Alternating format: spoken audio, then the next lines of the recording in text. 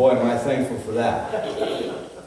Hallelujah. You see, seeing is believing. And when our hope can see a better, prosperous future, then our faith is energized and our ambitions inspired to move by faith into the unknown in hopes of discovering the desires of a person's heart, the desires of a person's life. And the first pilgrims, their desire was freedom of religion. Their desire wasn't a brand new house. Their desire wasn't a brand new car. Their desire wasn't a brand new piece of property. Their whole desire, the desire of their heart, was freedom of religion. That they could go to a place and be set free from the bondage of tyranny, the bondage of rule, and in the freedom of their own faith and hope and vision and passion, worship and serve God without the bondage of politics. Somebody say amen. Amen. Hallelujah. Now turn to your Bibles, if you would please, to the book of Acts.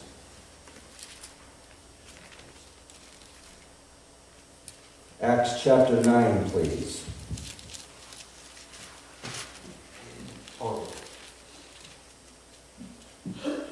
Here's the title of this message. I knew it would come to me. Take your faith personally. Taking your faith personally. That's exactly what these people did. Was take it personally. Their move out to a new world was between them and their God. As much as they wanted to escape tyranny, they took their faith personally. And folks, I encourage you to take your faith personally. There are times when you've got to make it whatever it is between you and God. Yeah. You've got to make it between you and God, and you've got to come before God and make it personal. This situation, this issue, whatever it might be. And I look back, 400, 500, 600 years, however long ago it was, and I just marvel at the toughness of their faith and how that they personalized their whole lives, how that they personalized their voyage. Even putting their own children at risk, putting their lives, their homes, their families at risk, they took it personal. And I want to encourage you to take it personal. You see, folks, because here we have a great example in Acts chapter 9. You see, folks, understand this. God has something just for you and you only. God has an experience for just me. God has an experience just for you.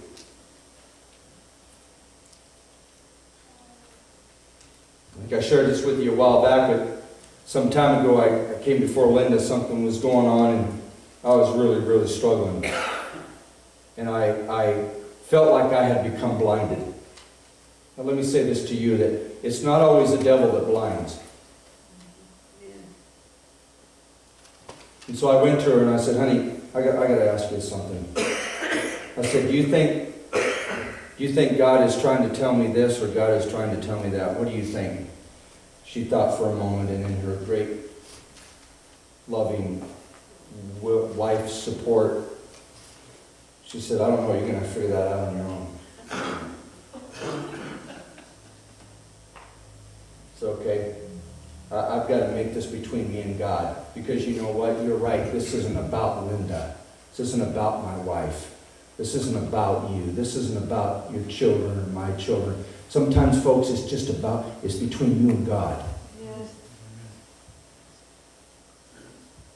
And it's not always the devil that blinds us. Sometimes God has to blind us. Acts chapter 9. And Saul, yet breathing out threatenings and slaughters against the disciples of the Lord, went unto the high priest, and desired of him letters to Damascus. That's ancient Damascus, folks. To the synagogues, that he would found any of this their way, whether they were men or women, he might bring them bound into Jerusalem. And as he journeyed, he came near Damascus, and suddenly there shined round about him a light from heaven, and he fell to the earth. And he heard a voice saying unto him, Saul, Saul, why persecutest thou me? And he said, Who art thou, Lord? And the Lord said, I am Jesus whom thou persecutest. It is hard for thee to kick against the pricks. And he trembled and astonished. He said, Lord, what wilt thou have me to do? And the Lord said unto him, Arise and go into the city, and it shall be told thee what thou must do. And here's the point I want to make, verse 7. And the men which journeyed with him stood speechless, hearing a voice, but seeing no man. You see, folks, that experience wasn't for them. That experience was just for Paul, then Saul. It wasn't for his entourage. His entourage heard a voice but saw no man. In other versions it says they heard something as of thundering, but there was no clouds, there was no thunder, there was no person, but they heard the sound. Why did they hear the sound? They didn't hear the voice because it wasn't for them. It was just for Paul. And Christian people, let me say to you, sometimes you got to take your faith personally. That it's between you and God. And you see, this was between Paul and God. And God had something specific for Paul and not for his entourage. You see, sometimes it's God that blinds us and not Satan. And you see, God blinded Saul or Paul for these three reasons, and I want to touch on them briefly as I close here this morning. These three things was the reason why God blinded Saul. And folks, maybe sometimes, let me say this, that, maybe sometimes Christians need to get blinded. For the following three reasons that I'm going to give us. Sometimes we need to maybe be blinded. And a while back, I felt like I had been blinded. I felt like I couldn't see. Not hear, but I couldn't see and hear. I couldn't see for the circumstance. I couldn't see for the voice of God. I couldn't see for the heart of God. I couldn't see. Well, so let me tell you something. The Word of God are the eyes of God. And when you look into the Word of God, you look through the eyes. And when you look into the eyes of someone, if you have perception and spirit, you can see down deep inside a person's soul when you look into their eyes. And sometimes you look into people's eyes, there ain't much there. And other times you look into people's eyes, and they're just deep. They're deep with character. They're deep with insight. They're deep with personality. They're deep with strength. And sometimes God has to blind us. And he blinded Saul, or then to become Paul, for these three reasons. The first reason was this, to get his attention. Sometimes you got to get blinded just so you can get your attention. How many times have we talked about this? What's it going to take to get somebody's attention? What's it going to take to get Israel's attention? What's it going to take to get America's attention? This community, this church, this family, this individual. What's it going to take to get their attention? And I perceive that for Paul, this worked. Amen. This is exactly what Paul needed for him to stop in his tracks and say, wait a minute, Lord, and to get his attention. You see, folks, we can be so about things. And we can, our worlds can be contained almost in a very small box. And you see, the Lord used two examples when he came to earth to try to, as metaphors, to try to get us to understand that. When he said, you're not going to put, nobody that has any brains is going to put new wine into old wineskins. Because they know that the new wine is going to stretch and is going to bust open those old wineskins, and the wine is going to be all spilled out and wasted. basically speaking of himself. I can't come and fit into that small world of yours. Saying to the Jews, I can't come and I can't fit into your religiosity. I'm not going to fit in there. If you try to put me in there, you're going to bust open and it's going to all spill out and we're not going to be worth anything.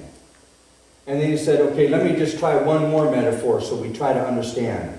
Nobody would put new cloth onto old cloth, knowing that eventually the new cloth is going to tear the old cloth apart, and now you don't have any cloth. And so here's Saul. He's persecuting the church. He knew Christ. He knew Jesus. He was glad that the Pharisees killed him on the cross. That he didn't have to do it. And now all of a sudden, this church thing is raising up, and all of a sudden they're talking about this Jesus raising from the dead, and now thousands are being added to the synagogues, and they're doing weird things and manifestations, and people are being healed, and blind people are seeing all of a sudden, and lame people are walking again, and wait a minute, all these stories that they talked about when this Jesus person was alive, it's happening again, only now it's happening more. And I've got to put a stop to this. What do you think it would take to get that kind of a person's focus, to get their attention? A near-life death experience, being diagnosed with cancer, terminally ill, car crash that almost took their life, or on the road to Damascus, being struck off your horse by such a bright light that it knocked you down and blinded you. And you could say nothing else but other. Lord, would there be a chance that that might be you who just did this to me? Hallelujah. Somebody say amen. Amen. He blinded Saul to get his attention. Number 2. And now that he's got Saul's attention, God could call him. God could call him. God could place his voice and his call upon Saul's life that he would be translated into Paul. And now that he's got his attention, he could call him. He could speak to Saul, who would become Paul. He would give Paul his word. He would give Paul his enlightenment. And if we were to read on, he was to go into the city, and a man named Ananias was to lay hands upon Saul's eyes that he would be healed.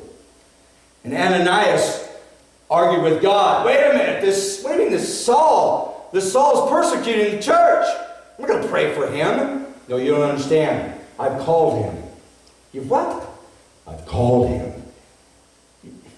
I've called him. Yeah, but I'm not down with that, God. I'm not down with that. And then what did God say to Ananias to get Ananias to buy in? Okay. Ananias, I'm going to show him what great things he's going to have to suffer on my behalf. Okay, all right, then I'll pray for him. If he's got to suffer, if he's got to be punished, then I'm in with that. Okay, bring him in and I'll pray for him, because boy, do we want to watch this.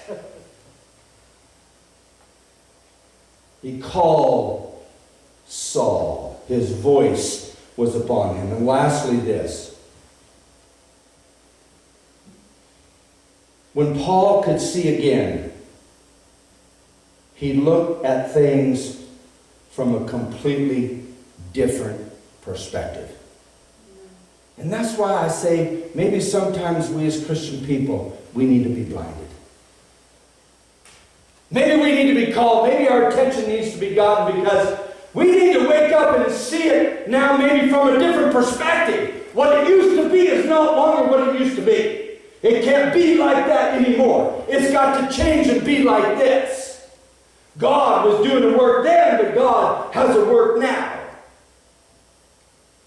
I used to think that way, but now I need to think this way. I used to see it from that perspective, but now I need to see it from this perspective. You see, once Saul could see again, he now saw everything from a completely different perspective. That's why I'm hoping that when you go home and you go to the bathroom this afternoon, first thing you do, you're going to be mindful. You know what I'm saying? You're going to see your toilet, the crapper. And you know that crapper invented the toilet, right? You know that, right? That's why we call it the crapper, because it was Mr. Crapper that invented the thing we sit on. Okay? About 1850, 1840, 1850, 1860, Mr. Crapper invented the modern toilet. And I guarantee you, you're all going to think of that when you go home and go to the bathroom. You're going to think of that. And now your perspective has been completely changed. Ladies, stop that. That's not nice. That's just outright rude. Don't take it beyond the crapper. That's all the further you need to go. He blinded Saul so that, number one, he could get his attention. Sometimes, folks, we have to take our faith personally so that God will get our attention. Say amen. He blinded Saul to see if he could call him. Sometimes we need to be blinded and we need to take our faith personally because God has a word for us that we can't hear until He calls us, until He blinds us. And then once we can see, now that we can see, we see it from different perspectives. We see our life from a different perspective. We see communion tonight from a different perspective. Maybe we see worship. Maybe we see church. Maybe we see our family from different perspectives. Oh man, I'm here to tell you folks, in the last 6 years, 10 years, I've changed more perspectives on how I see things than all the previous 50 years put together. I'm serious. Hallelujah.